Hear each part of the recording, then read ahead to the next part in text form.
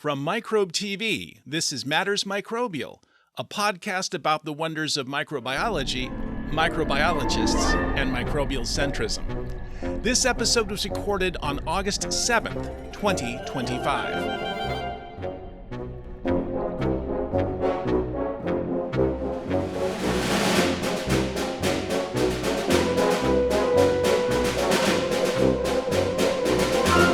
Hello, Micronauts, and welcome once again to our Quality Quorum.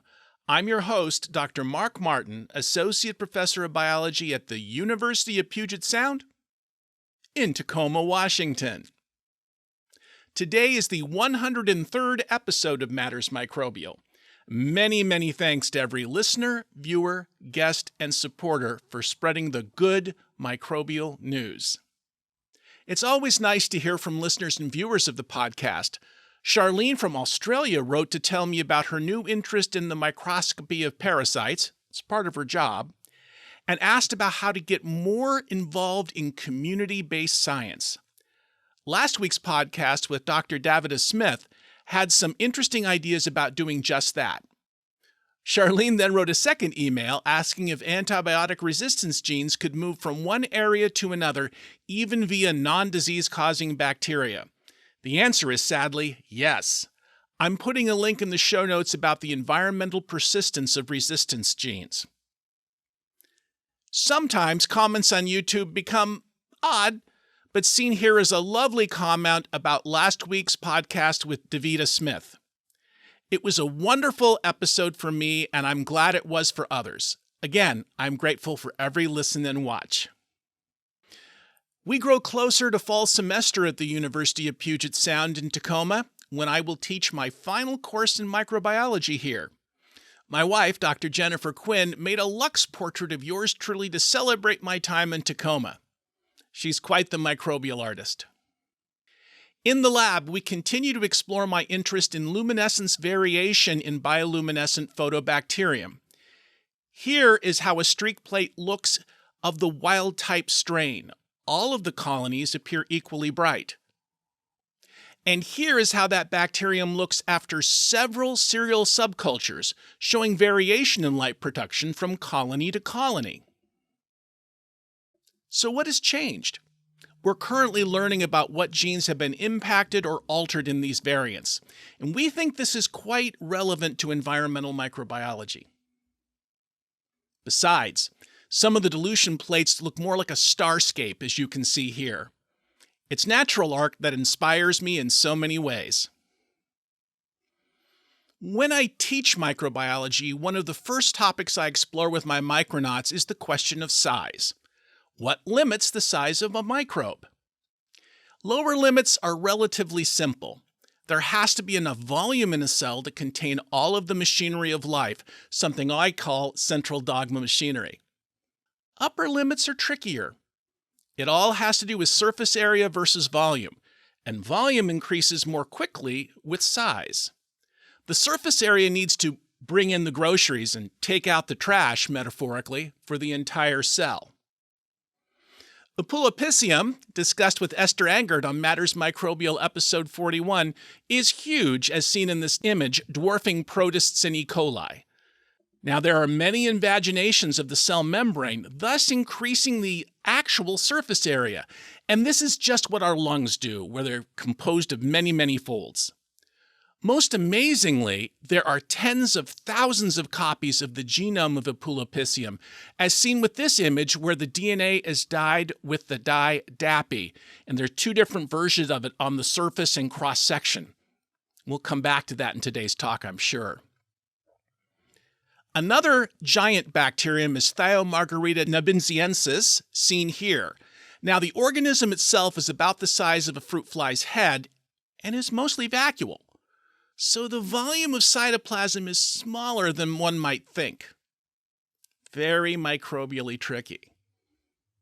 Several years ago, a report appeared of a truly gargantuan bacterium, Thiomargarita magnifica, which can be a centimeter long. Now, if that isn't an example of WTM, what the microbe, and OMG, overwhelming microbial greatness, I don't know what is. For this reason, I am honored to introduce one of the discoverers of Thiomargarita magnifica, Jean-Marie Volland. He will tell us about the discovery of this magnificent microbe and the mysteries within it. Welcome to the Quality Quorum today, Jean-Marie.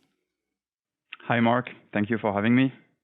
It is such an honor. I mean, you know how many times I've talked about your papers? I don't know. I've heard you once or twice on another podcast, actually. Yeah. Oh my goodness, I have done this so much in my classes. In fact, your organism, the organism is one of the sample microbial pals that I have individual students write about, just to get them used to the depth and breadth of the microbial world. Awesome. That's great. So perhaps you should tell us about your discovery and what to make of it.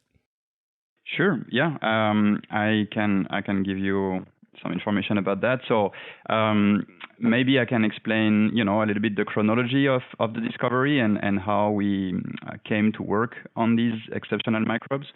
So it was actually discovered not directly by me. It was discovered by my former PhD supervisor, Professor Olivier Gros, who has a microbiology / marine biology lab in Guadeloupe in the Caribbean, and he explores the mangroves of Guadeloupe, where we find all kinds of interesting sulfur oxidizers and chemosynthetic microbes. And as he was exploring this interesting environment, he came to discover these strange white filaments that were sometimes appearing on sunken leaves or debris on the surface of the sediment of the mangroves. And that was almost 15 years ago. He just brought that back to the lab and was looking at that once in a while, being curious of what they were. He thought they were probably some kind of fungi or maybe a sponge or whatever because of their size. I should actually say already the size of these white filaments is about 1 centimeter in length, but they can grow up to 2 centimeters. So they're macroscopic. They are not they are not invisible. They are very easy to find and to collect. So anyway, after doing some investigation, some electron microscopy on these organisms, he realized that there was something strange about them, which is they didn't have any nucleus or any features that you would normally find in eukaryotic organisms. So no mitochondria, no typical, endomembrane system. They looked very different. So they started to study them a little bit more. And at some point, another colleague in Olivier's group, Silvina Gonzalez-Brizo, performed, PCR amplification with 16S primers, and she amplified a gene that revealed the identity of these filaments, and they turned out to be bacterial filaments belonging to the genus Thyomargarita. So at this point, I was around in Olivier's lab. I was hosted as a postdoc from the University of Vienna. And they shared with me these preliminary results. They had done some microscopy. They had identified the filaments as Thyomargarita cells, and they already had some ideas that these macroscopic filaments were probably made of just a single cell, which made the whole project extremely interesting, right? And at this point, when they're sharing the data with me, I'm looking at the electron microscopy data, and I'm seeing that there's something more to that story, which is that there are some complex structures within the cytoplasm of these giant cells. And at first, I was even more excited about this than about the giant size, which was interesting, of course. And anyway, so we basically agreed that I was gonna inherit that project and take it with me to California, because at this time, it's all about timing. And at this time, I was offered a scientist position in the Bay Area, in Berkeley, California, where I was free to work on whatever I wanted, as long as it's kind of out of the box and high risk, high reward kind of project. So I pitched the giant bacteria project, and I took that project with me, and we kept working with the Guadeloupe team for about 3 years to sequence the genome and characterize these giant cells, and we found all kinds of interesting things. So I don't know how much you want me to explain about that right now, but this is more or less the chronology of the discovery. It's so interesting for listeners and viewers to know that there are a lot of assumptions that people make about microbes in general.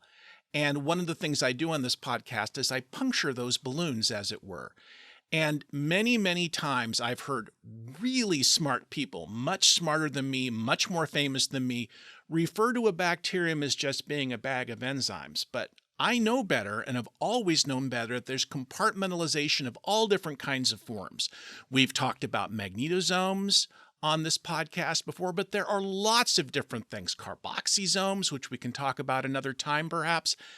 I keep saying that there needs to, in fact, some cells are like a bento box, full of different compartments doing different things. And it makes sense for it to be that way. However, if you're eukaryocentric, you're so used to the idea of all the compartments that exist in eukaryotic cells. So I have been waiting and waiting and waiting for this kind of thing to start becoming apparent. And this is a paradigm shift. This is a true paradigm shift. And the differences between bacteria and archaea and eukaryotes get slimmer and slimmer. Yeah, and I think you just put it perfectly. Like one of the great thing about these giant bacteria is that they make that bias we have about the cell biology of bacteria very obvious, right? Like there's no debating anymore that some bacteria at least have evolved higher level of compartmentalization and larger sizes. And that really helps reassess, this idea or the concept of a bacterial cell that we have, and I think there's a strong historical bias when it comes to the complexity gap or the structural gap between bacteria and archaea on one side and eukaryotic cells on the other side. And when I give seminars or when I teach, I often have this slide where, of course, if you put an E. coli cell next to a large protist, this structural gap is tremendous. Like the E. coli looks like a bag of enzyme, and the protist looks like a super complex, much larger cell. But if you go beyond model organisms, and if you cherry pick like one of the smallest eukaryotic cells, which are very abundant in the surface water of the ocean. I think it's called Ostrococcus tori. It's less than a micron in diameter. It's with minimum compartmentalization. Of course, there's a nucleus and one mitochondrion. But if you put that cell next to a planktomycete, for instance, or some other large bacteria which have lots of internal compartments, then the structural gap between bacteria and eukaryotes is very much inexistent. Like you can hardly say from electron microscopy pictures which one is more complex than the other. So I think it's good to really see that it's more of a continuum than a dramatic gap, and that that helps us rethink a little bit some basic concepts, and I think that's important we do that. I really appreciated the figure that you're just mentioning, which I presume we've shown on screen here, with that level of complexity. And I will be, when I say stealing, it's not stealing if I use your name. So I'll be showing it in class is my You're point. more than welcome to do that. So it's interesting because, and I want to say this with great respect to all the wonderful geneticists out there, which is how I'm trained. We all love model systems and model organisms, but the problem is they're by necessity limited. And the one thing microbiology is taught me about any rule is the following: yes, comma, but. And I often put it in a different way, that we're a little coli-centric in microbiology. We think that all microbes are like E. coli, and they're not. And that's one thing that students come out of my class thinking. And when you look at Thiomargarita magnifica in particular, I'm just like when Pulopicium was first discovered all these years ago, people didn't want to accept it was a bacterium. They wanted to say it was some kind of eukaryote, but in fact, it's a bacterium. Now that hurdle has been decreased when this came up, which made me so happy to see. I do want to ask you a question, and it may be something that you're getting to, and I apologize in advance.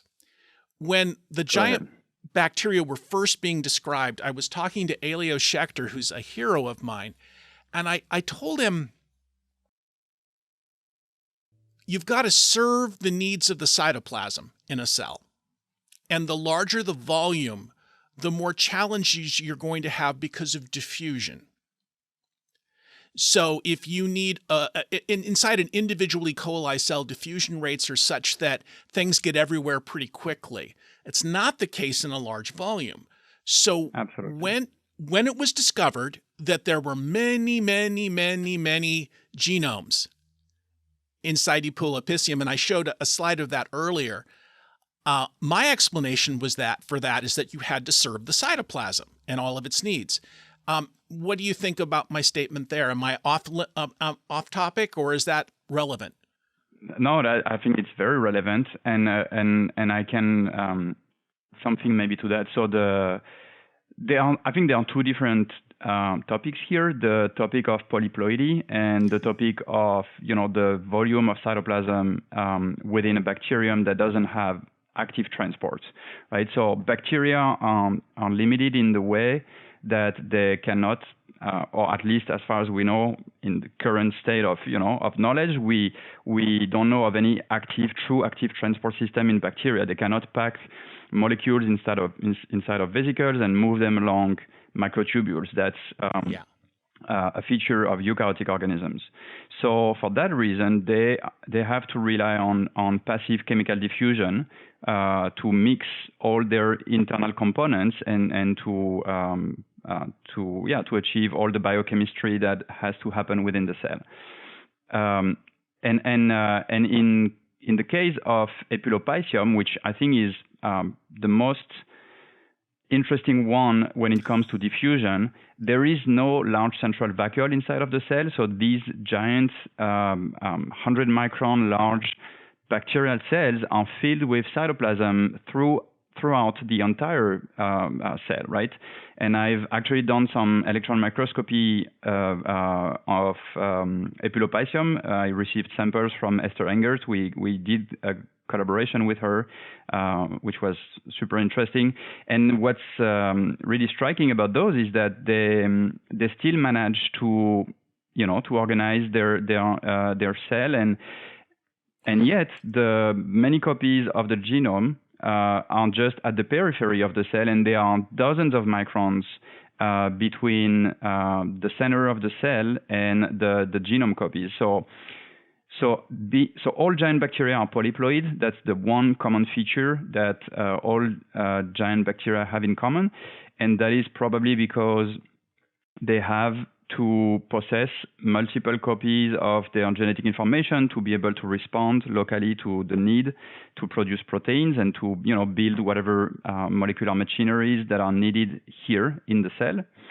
But the polyploidy alone is not enough to explain how they deal with diffusion limitation. So in the case of Thiomargarita magnifica and of most other large sulfur bacteria, there is this large central vacuole. It's been referred to as a vacuole. We tried not to call it that in my group anymore because of our latest electron microscopy observations. But there is a large central compartment which is filled with a liquid. It's not filled with cytoplasm. And there's no ribosomes, there's no DNA, there's no active biochemistry really happening within that compartment, and that limits the living part of the cell, if you will, to a thin layer at the periphery of the cell. And that is how apparently most large sulfur bacteria deal with diffusion limitation. They only have a thin layer at the periphery of the cell. But that being said, some of these giant bacteria are actually so big that even when you take away, the 70 to 90% of the volume of the cell, and you only consider that thin layer of cytoplasm, which is about 3 to 5 micron thick, at the periphery of the cell. Even when you just consider this biovolume, this is still orders of magnitude above theoretical upper limits for the maximum size of bacteria. And if you think about the three-dimensional shape of these bacteria, even if this helps them deal with diffusion limitation in one axis, which is from the outside world to the inside of the cell, if you look at on a 2D plane, at the surface of the cell, there's basically an extremely large layer of cytoplasm, and they still have to deal with diffusion limitation in this plane, right? So we don't have the answers, but those giant bacteria basically force us to rethink a little bit what are the true limitations on size and shape for cells in general. When I have been teaching about Thiomargarita nabindiensis, I always say it incorrectly. Can you pronounce the species name? Is it Namibiensis? Namibiensis. I'm going to mess it up plenty of times. Nerves. But the central vacuole-like structure, that's what I'm going to call. I was always taught that was full of nitrate because of that was a place to dump electrons. So I used to tell students it's like a scuba tank for them because they don't have access to oxygen. So is that always true in the giant microbes? It is not always the case. So it has been described like this in Thiomargarita namibiensis. You're absolutely correct, and I'm sure this is correct and true for that species. The model proposed at the time was that these giant spherical cells, they live buried. Most of the time, they're buried inside of the anoxic sediment, and once in a while, they get resuspended into the water column when there's a methane bubble that pops them out of the sediment, and it's been proposed that they don't have access to oxygen as an electron acceptor when they are buried in the sediment. So they basically store nitrate inside of that vacuole, and just like you said, they use it as a scuba tank to respire and to accept the electrons from hydrogen sulfide when they are in their anoxic environment. But in other large sulfur vacuolated bacteria, the cells are not in anoxic conditions. They are exposed to oxygen. So that's the case with Thyomaga Magnifica, for instance. They are filaments that are above the sediment, and they are basically swaying, in oxic water. So they have access to oxygen. There's no reason for them to really store nitrate. We have done some, our collaborators in Guadeloupe have done some Raman analysis to see if they also store nitrate inside of the vacuole, and we detect some nitrate, but not a lot at all. So it's probably a different story. And in other large vacuolated sulfur bacteria, it's been shown that the central compartment do not contain nitrate. So it might have been evolving for one reason at first, and now maybe it serves different purposes. In some case, it's storing nitrate. In some case, maybe it's helping with buoyancy, or it's just storing something else. Who knows? Fascinating stuff. And I'm really glad to hear the background information and the updates on things, because that allows me to update the way I teach it. So thanks. You're welcome. So why not give us a tour of Magnifica? Like run us through. You've mentioned it's complex on the inside, like most things in life. Yeah, absolutely. So we can maybe look at the DNA inside of membrane-bound compartments. So that's the one key message. Let me open that so I can comment on this slide a little bit. So as we were characterizing these giant cells, one of the things we were doing was to do high-resolution microscopy first to confirm that the entire filament was just a single cell, right?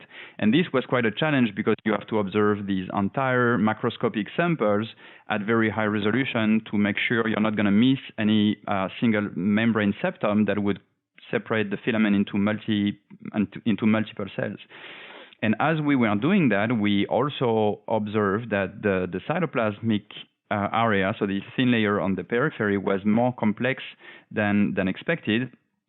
And we investigated that a little bit more. We did some fluorescence microscopy. We stained the DNA of the cell with DAPI or cybergreen, different dyes, and we also stained all the membranes using, in this case, FM143, which is this orange dye on the picture here. And what we observe is that the DNA, as expected, was appearing as multiple clusters all around the cell, but the DNA signal was colocalized with membrane signal. So we then moved on to electron microscopy, and we realized that the cytoplasm was actually full of these small spherical compartments, which were surrounded by a membrane. As you can see on some higher magnification of the envelope of these structures.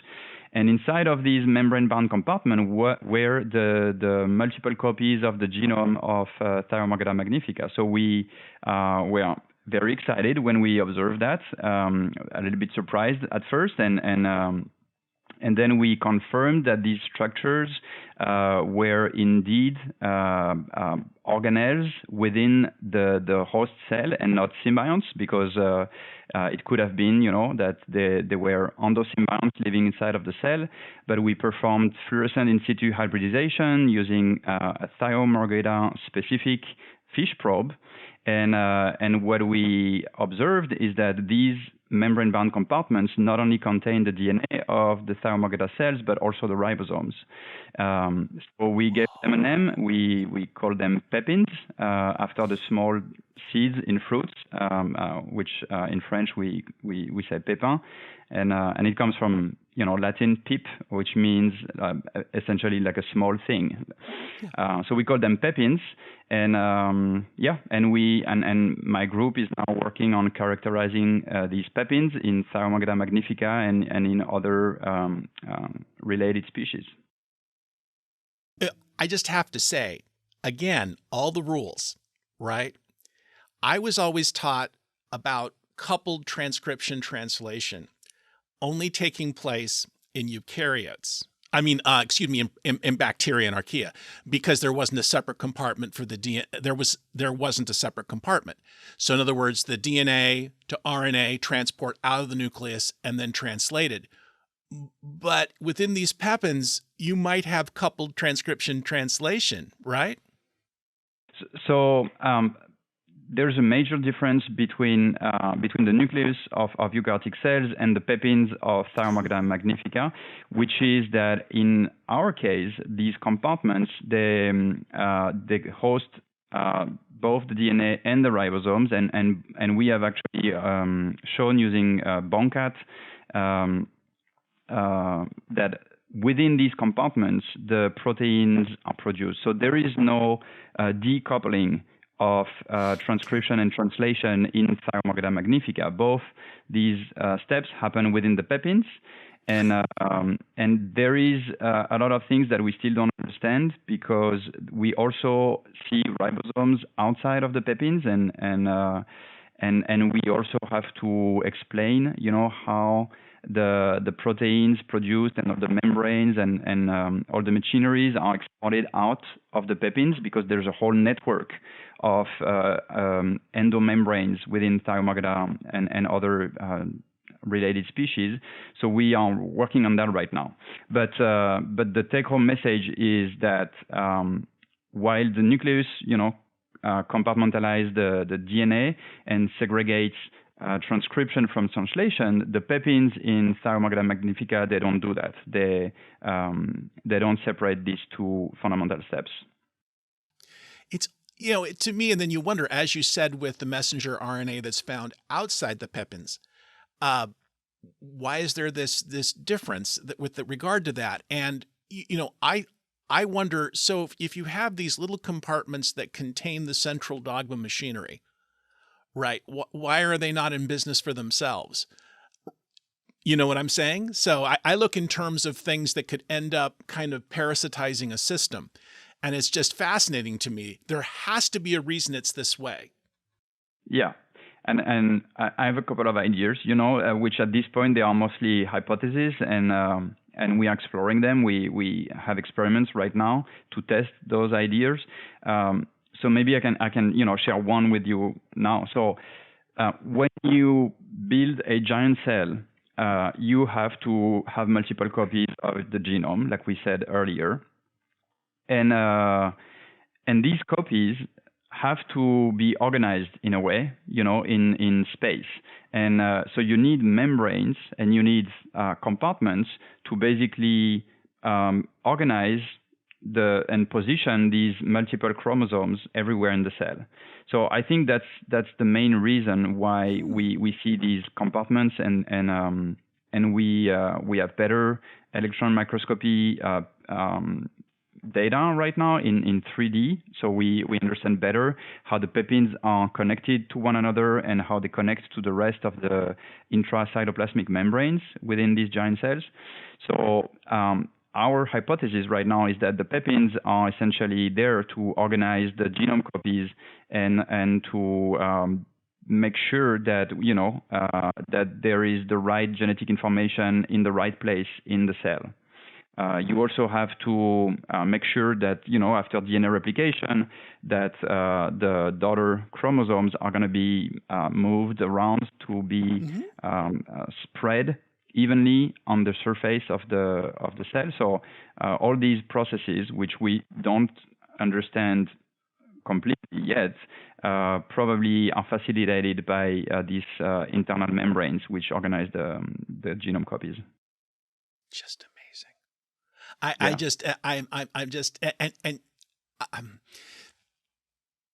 Barbara McClintock wrote a book, or there was a biography of Barbara McClintock called A Feeling for the Organism. That is to say, she'd worked with maize, corn, long enough that she kind of knew what to expect.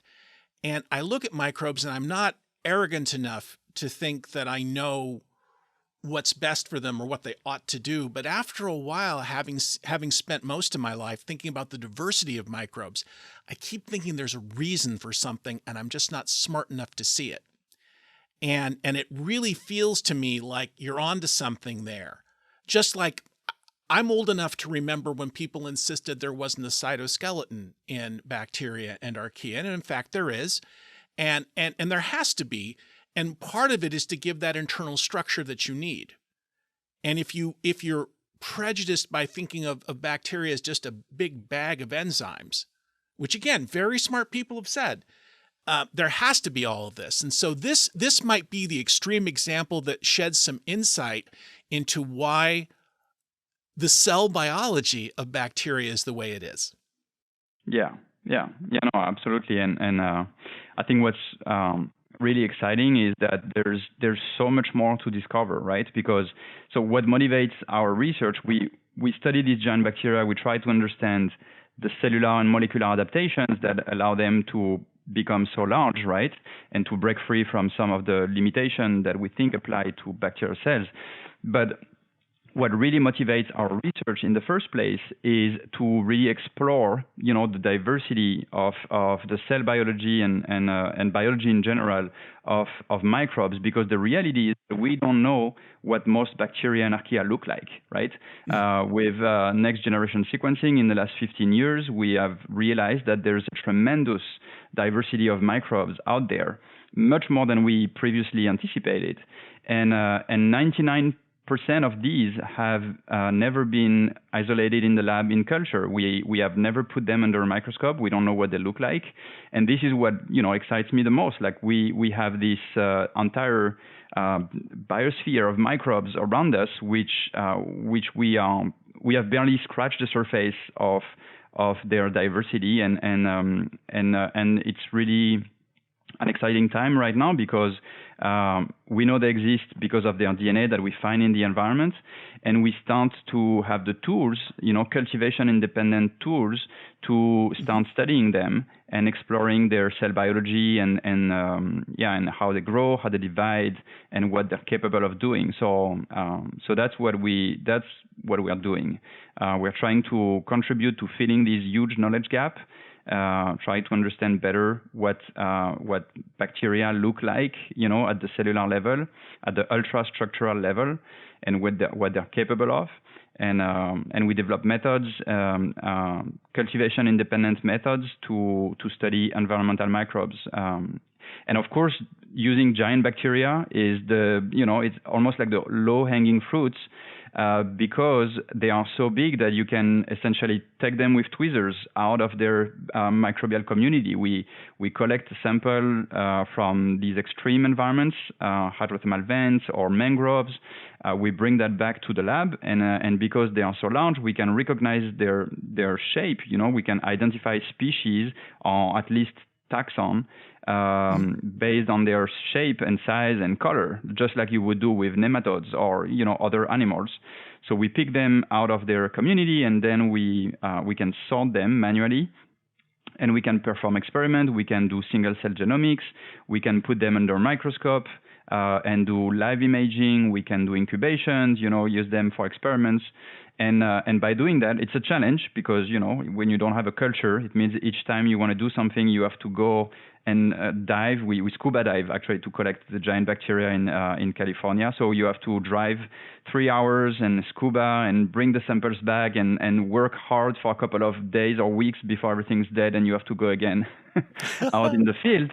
But we try to use cultivation independent techniques to start to explore the great majority of microbes, which are the uncultivated ones. So are the giant filaments you found in California, are they actually related to Magnifica? They are. Some of them are related. Yes, they belong to gamma protobacteria, and we one of the big projects we have in my group right now is we basically collect as many giant bacteria as we can, and we build. Which is why I'm very interested to hear more about your giant bacteria that you have, yes. Around your where you are in Washington State, because we collect as many as we can. We image them with high resolution to get an idea of how they organize their cytoplasm, if they have these internal compartments or not, and we sequence their genome, and we are basically aiming at building these large phylogenetic trees to where we can map, the phenotypic characteristics of these cells at the end of the branches on the tree, so we start to understand, in which lineages large size and complex internal organization has evolved. And we are seeing really interesting things. Yeah, I none of that is published and it's ongoing, so I cannot explain too much now, but maybe for another podcast. It is such an interesting idea. And for listeners and viewers, the question, and you may have read, flight evolved 5 different times in evolutionary history. That kind of thing. And so there's lots of different ways that something can fly. So the question is there only one way to become a ginormous bacterium? And that's the crux of the argument right there. And I love the idea so much. And because, as you say, people think of bacteria and microbes as being tiny, and a lot are, but some will surprise you. Yeah, absolutely. Go ahead. Go ahead. No, go ahead. When the story when Epulepicium was first discovered, and I was glad to speak to Esther to hear that this is true, is there was a lot of resistance to it because it was so much larger than something like Paramecium, right? Mm-hmm. And so there were people that argued with her that what she was really looking at was some epibiont that was a bacterium on this giant protist. And it was so frustrating because they're not getting any eukaryotic DNA out of this thing. But now as the doors keep coming down, this takes us back to the Structure of Scientific Revolutions by Thomas Kuhn. You have to knock down conventional wisdom. I don't know why we call it wise if it's conventional, but that's me. To be really clear to listeners and viewers, it's, there's a saying, and I believe I heard Carl Sagan say it, extraordinary claims require extraordinary evidence. And the cool thing about microbiology today, in my view, compared to when I started, is there are so many tools that are available to actually ask and answer a question with confidence rather than guesswork. Yeah. No, I cannot agree more with everything you just said. especially the parts where the extraordinary claims require extraordinary evidence or very strong evidence. That's why we really take our time to produce really convincing data.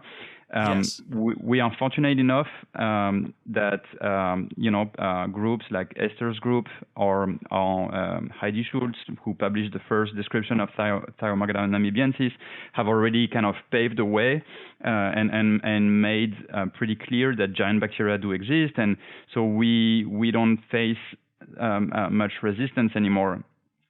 Because that has been established already. I guess we are trying to basically do incremental, steps and continue to study these giant bacteria by diving into the ultrastructure and trying to understand, how do they deal with limitations, like we said earlier, and how do they break free from bioenergetic limitations in terms of ATP production, or how do they basically evolve to be giants. And one of the reasons why we think this is important is because the transition to complex life, as people call it, which is eukaryogenesis, the emergence of the eukaryotic cell, sometimes 2 billion years ago, is a major evolutionary event, obviously, and it gave rise to all the macroscopic complex life that we can see with our human eyes out there in nature. And this event happened a long time ago, so we cannot go back in time and observe the cells and the precise steps that basically made that transition possible. But with giant bacteria and with modern microbes that are currently, evolving large size, or that are kind of they are outliers, in the microbial world, we can collect them and study them and try to use them as a window into the evolution of cellular complexity. So that's another reason why we study giant bacteria, is because we think they have a lot to teach us about what it takes for a cell to evolve towards more complexity and larger size. And for listeners and viewers, sometimes, and this is really important when we talk about science today with, and I'm not in any way being political, but I find a lot of folks don't understand about the value of pure research. They only understand applied research. And I would only point out to people that an undergraduate student and his professor in Yellowstone in the 1960s found an organism in a hot spring, which they named Thermus aquaticus, which was necessary for the revolution we call the polymerase chain reaction, PCR. So you just can't predict. Now, I personally am so enthusiastic about anything in science, but I also understand that some people need to know that there's value intrinsic to it, and there is. I did have a question for you, though. Are you aware of achromatium? I am aware of achromatium, yeah, very much. I co-supervise a grad student in Guadeloupe who's working on achromatium. Now, achromatium, for listeners and viewers, and I'll put a link in the show notes, is a perplexing organism. Again, I would call it a giant microbe. It's certainly highly polyploid, has many copies of its own genome, and it looks like they're not all those genomes aren't the same anymore, which unearths tons of questions. So to bring it back to Magnifica, do you think that all of the different copies of the genome are the same, or are they diverging as well? The data we have on Thyomargarita magnifica, they strongly point towards, yes, the genome copies are similar, like pretty much identical. We tried to extract the pepins and do single pepin genomics, and that has not worked yet. So the approach we took, and it's in the paper from 2022, is we basically sequenced one single Thyomaga cell, and we sequenced that as a mini metagenome, if you will. And that basically gets us all the pepins in in the metagenomic data, and then we map the reads from the metagenome onto the consensus assembly, and we can assess if there's some, diversity or heterogeneity, and we don't see any. We basically find that there are SNPs, or single nucleotide polymorphism, at the level of what you would expect from sequencing error. So we don't see any genomic heterogeneity within a single cell. So it's a very different picture than from what's published on achromation, where it's been shown that within a single cell you almost have a community of 16S, which they find it's the work by Danny Ionesco. He's a collaborator of us on the achromation project right now, but they have shown that within a single cell you have 16S sequences that are so divergent that they would be considered different species, which is another kind of mind-blowing observation, because it's almost challenging one of the most used tools to identify and characterize bacterial species, right? Like 16S phylogeny. I just, what can I'm putting this incorrectly, but it just is mind-blowing to me. What would maintain the level of fidelity among all the genomes? I would expect to see divergence if you have many different genomes in one cytoplasm. So there's some mechanism in Thiomargarita magnifica that's keeping things the same? Yeah, we don't know what are those mechanisms, but definitely there has to be something. Like you said, the genome copies there. So we should put some numbers on those. We estimated that there are around 500,000 to 700,000 pepins. Not pepins, sorry, I take it back. Between 500,000 and 700,000 genome copies within one fully grown Thyomaga cell. And these genome copies are specially separated, with distances that are, millimeters, tens of millimeters apart from one another. So there's really like a big. It's very puzzling to understand how they maintain such genetic homogeneity when these genome copies cannot physically interact with one another. So the homologous recombination, which could be one way how the cell maintain homogeneity between the genome copies, is not really possible when the genome copies are physically separated, right? So what we observe is that these giant cells also have a very unique cell cycle. They basically have a developmental cycle. They grow into these filaments, and then the tip of the filament constricts, and it creates a terminal segment, which is 200 microns in length. So it's much smaller than the entire cell, but it's still a macroscopic structure. With good eyes, you can see it with your naked eye.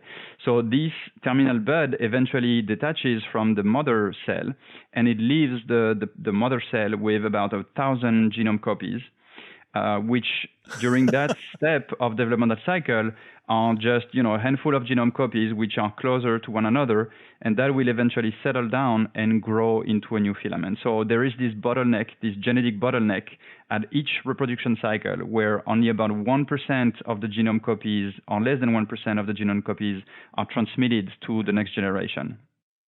Amazing. Because I was thinking about this because a couple of weeks ago we had a discussion about cable bacteria. And so the question becomes in Thiomargarita, does one end of the filament know what happens at the other in terms of damage or perhaps budding? That's also a very good question.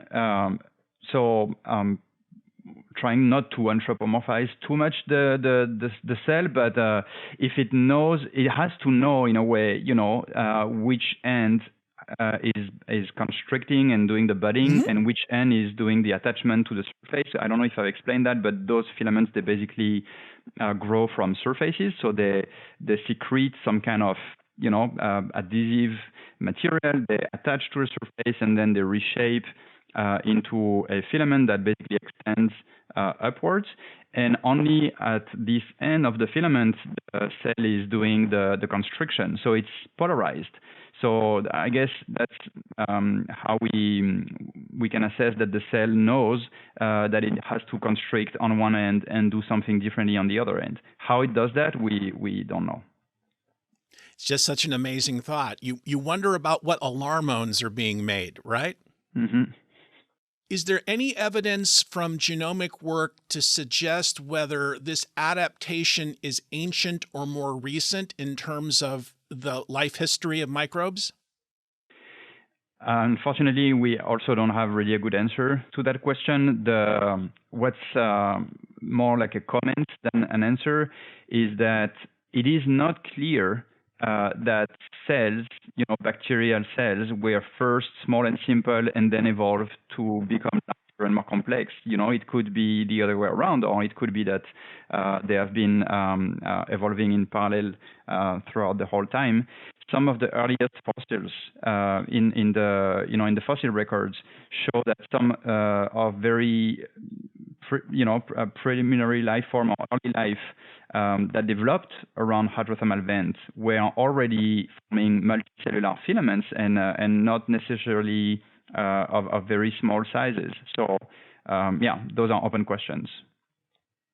On this podcast, we've discussed the idea of microbes living together in community. Are there any thoughts about microbes in association with Thiomargarita magnifica? We have published in the first paper that the Thyomargarita cells were completely pristine of any epibionts, and we are looking at other, at more samples and other species right now.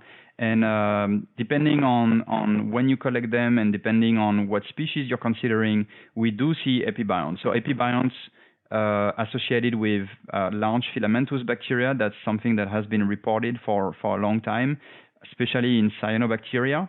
And in some multicellular sulfur bacteria, we see the same thing, that some epibionts live in close proximity, completely attached to the surface of the host filaments. So that's currently under investigation. Yeah. I believe when you published the original paper, there was some comment about finding genes for type 6 secretory systems in Thiomargarita. And so that might be one way to spear things that are trying to adhere to them. The idea of anything in nature being without microbes on its surface fascinates me. Yeah. So we have a dedicated project on that. Specifically, one of my graduate students, Ishnit Kaur, she's looking at that specifically. She's basically collecting and sequencing all kinds of giant bacteria from sulfidic environments, and she's finding that many of these have an extended repertoire of antimicrobials. They have some of them have none, and some of them have a lot of biosynthetic gene clusters, dozens of them, which apparently are all completely new. So there's a really exciting project here because some of these, which are pretty much clean and devoid of epibionts, also have the capacity to produce lots of antimicrobial molecules. So we are looking into that. So think about it. For people who say this is just a giant bacterium, who cares? Maybe it's a source of new antibiotics.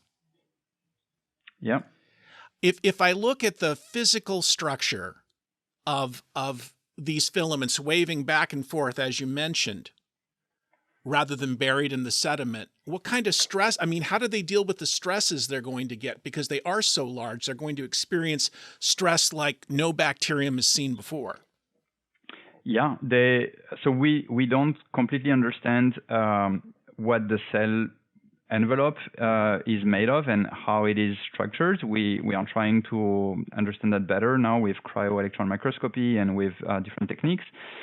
What I can tell you is that they are extremely resistant. Like you can pull on a single cell with tweezers, like you pull on the tip, and it's not gonna tear easily. You would almost like pull the whole leaf, sunken leaf, that is that it is attached to with the Thyomaga cell. So they are very strong and resistant. And it's hard to say how that compares with with E. coli or other model bacteria, because we normally cannot pull on those with tweezers. So maybe that's just the nature of the bacterial cell wall, which at that scale, appears to be very resistant. So we don't know, but that's also, a rare opportunity with these giant bacteria. You can investigate the physical properties of the bacterial cell wall in ways that we normally cannot. So, yeah. I think this is just this is beyond cool for me. So I will be honest with you and everybody else. I delight in presenting science to other people via this podcast, but I want everyone to know that this is really for me to find out really cool stuff, like you just shared. I find it really cool too. That's why we work on it. Yeah. So, we're starting to kind of wind down on time a little bit, and because you have an interesting background, I thought you might want to spend a few minutes discussing that. Sure. Yeah. Happy to do that. Do you have a specific question, or do you want me to talk about my career path, or how I... Well, let me put it to you this way. Number one, you gave me a link to a wonderful description of how you took your family during the pandemic down to California to search for giant microbes. And I will put a link to that essay in the show notes, which I recommend everyone read. It's fantastic. I love the idea of a giant mobile home full of microscopes that you're driving up and down the coast. That's just great. But a lot of people that I've talked to really think that there's only one path to becoming a microbial scientist. And the one thing I've learned in this podcast is there's so many directions. So I like to ask the people that are guests on the show to talk a little bit about their path. So how did you become a microbial scientist? Because you grew up in an unusual place. I did, yeah.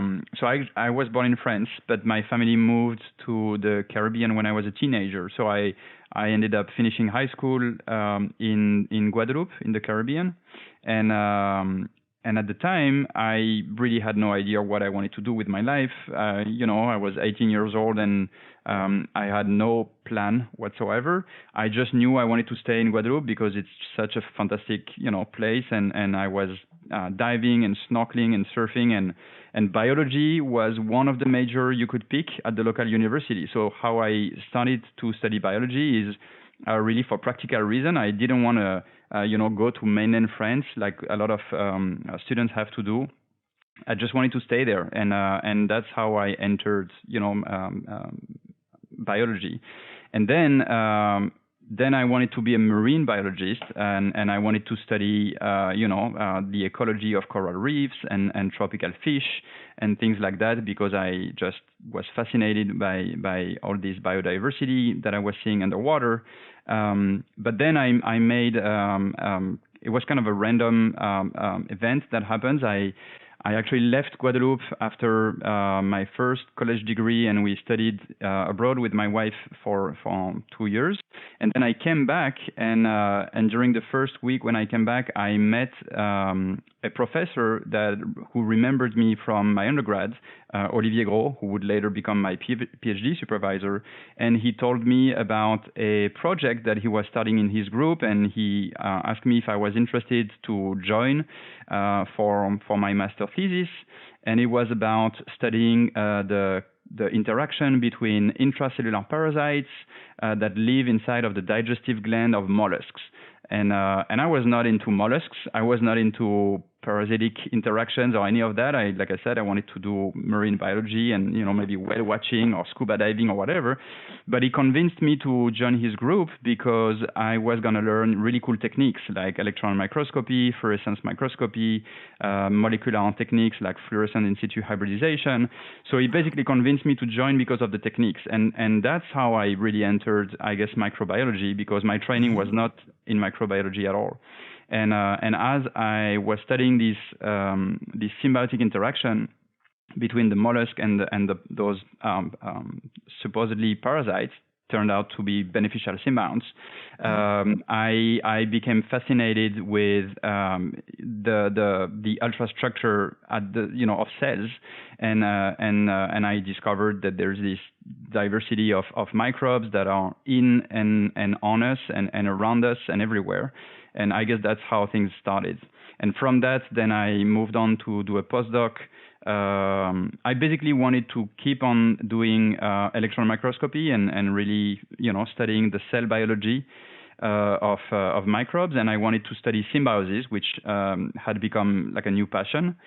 So I joined the lab in Austria, the Monica Bright's lab, to do both these things, and I studied for 3 years the giant ciliate symbiosis, which is a very interesting organism that also grows in the mangroves and other sulfidic environments. It's a colonial ciliate that grow to about 2 centimeters in length. They are feather-shaped colonies, and it's completely covered with sulfur oxidizing microbes, bacteria.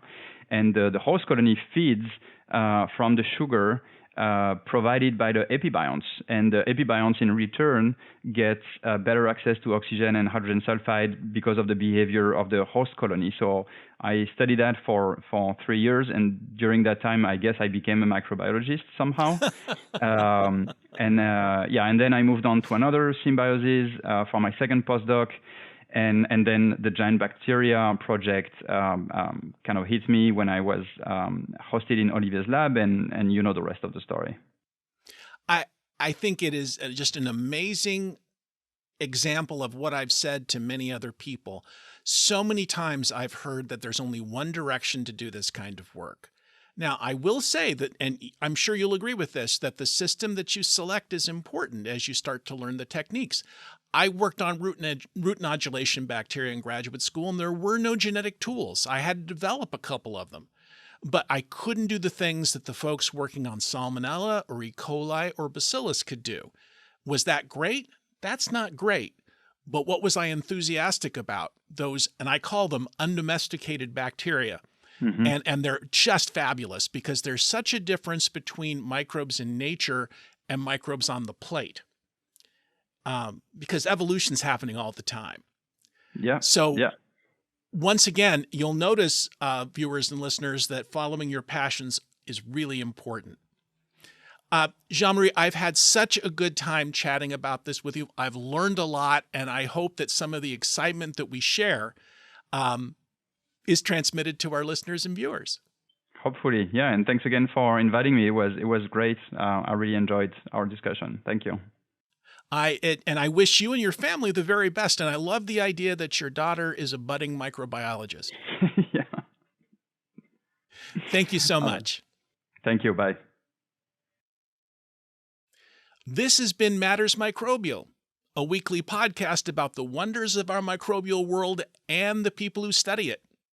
You can send questions, suggestions, or comments to me at mattersmicrobial@gmail.com. Show notes from today's episode, with, as always, epic links, can be found at microbe.tv/mm. If you like our work, please consider supporting us at microbe.tv/contribute. I'm Doc Martin, and you can find me in the biology department of the University of Puget Sound in Tacoma, Washington. Dr. Jean-Marie Volland is assistant professor in the Molecular, Cellular, and Developmental Biology Department at the University of California in Santa Barbara, California. May I say, a very lovely location. Many thanks, as always, to David Renata for superb editing and Reber Clark for the wonderfully quirky music. I hope that you've all enjoyed being part of our Quality Quorum for today. See you next time on Matters Microbial.